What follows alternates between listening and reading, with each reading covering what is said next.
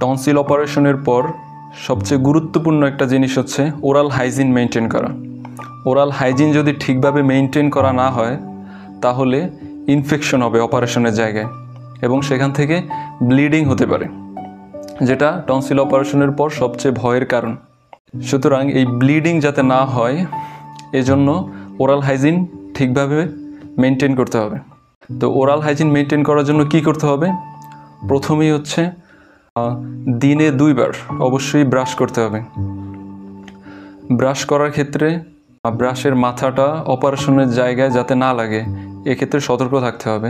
এরপরে যে বিষয়টা সেটা হচ্ছে মাউথ ওয়াশ ব্যবহার করতে হবে, যেমন হাইড্রোজেন পারঅক্সাইড মাউথ ওয়াশ।